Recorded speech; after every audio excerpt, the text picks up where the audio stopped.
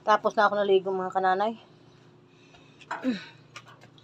Dito na ako sa taas. Magsuklay. Ay ko.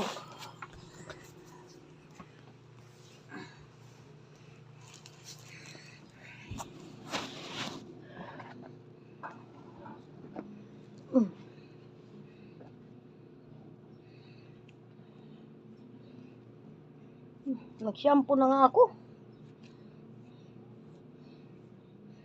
Good morning po. Tapos ko lang maligo mga kananay. Kaya maghugas pa ako. Ang dami kong hugason mga kananay. Tapos, dami hugason. Mag-isip anong lutuin mamaya.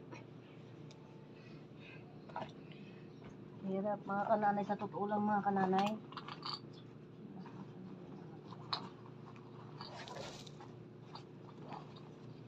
Ay.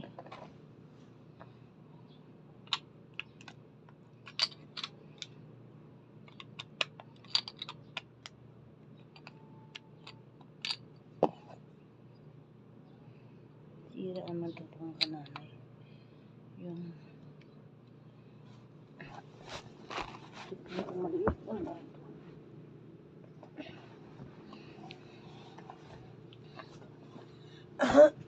Ay, ito pala yung ano ko.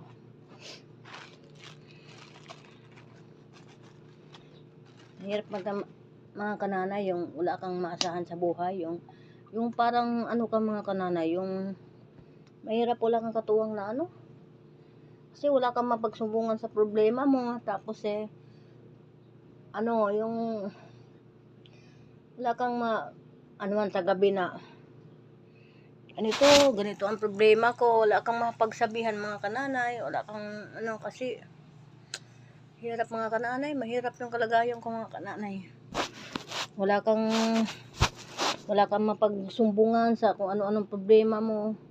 Wala kang walang maanuhan, malambingan na, ganito problema ko, may problema ako sa mga anak ko, may sakit mga anak ko. Wala mga kananay.